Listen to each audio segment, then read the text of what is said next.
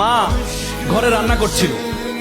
এমন সময় ছেলে এসে মাকে একটা চিরকুট ধরিয়ে দিল, বললো মা তোমাকে একটা বিল দিলাম, বিলটা পরিশোধ করো। মা বললো যাও তো, আমি কাজ করছি। বলছে না মা, তোমাকে একটা বিল দিলাম, বিলটা পরিশোধ করো। মা কাগজটা খোলার পর দেখলো ছেলে লিখেছে যে মা তুমি রান্না করার সময় বিভিন্ন সময় আমাকে বিভিন্ন জিনিস আনতে বলো, এটার জন্য 100 টাকা বিল।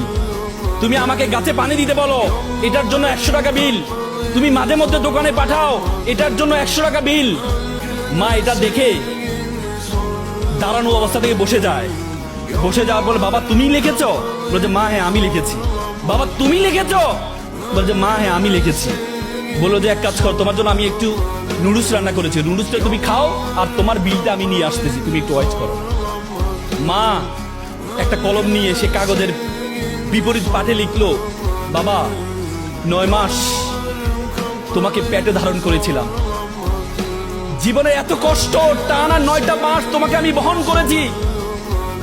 রাতে ইচ্ছে করতো একটু ডান পাশ হই, কিন্তু ডান পাশ হতাম না। আমার বাবুটা যদি পেটে ব্যথা পায় সেজন্য আমি ডান পাশ হতাম না। ইচ্ছা করতো একটু বাম পাশ হই, কিন্তু যে বাবুকে আমি দেখি নাই তার প্রতি আমার এত মহব্বত, আমি বাম পাশ হতাম না যে আমার সন্তানটা যদি ব্যথা পায়।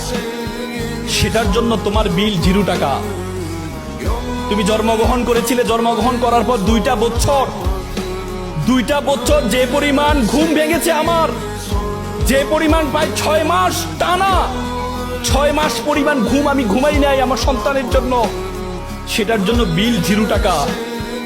তুমি পিঠা পছন্দ করতা, ওই দিন পিঠা রান্না করেছিলাম তোমার জন্য, পরিবারের সকলে পিঠা খেয়েছে।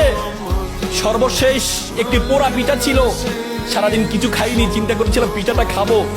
তুমি বাইরে থেকে দৌড়িয়ে এসে বললাম মা এটা কি অন্য পিঠা, এই পিঠাটা আমি খাবো। আমি তোমার দিকে একটু তাকিয়ে আমার সন্তানের হাসি দেখে নিজের পেটের মধ্যে যে খিদা আছে সেই খিদার দিকে আমি তাকাইনি, সে খিদার দিকে আমি তাকাইনি। আমি তোমাকে সেই পিঠাটা দিয়ে দিয়েছিলাম, তুমি খাচ্ছ। আমার অন্তরের যে বাসনা, অন্তরের যে ভালোবাসা আমি প্রকাশ করতে পারিনি, সেই বিলের জন্য তোমার জন্য 0 টাকা।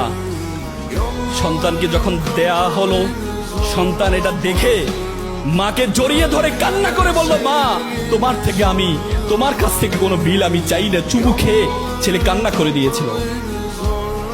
আজকে আমরা প্রতিদান চাই, কিন্তু মা বাবার প্রতিদান তুমি কখনো দিতে পারবা না।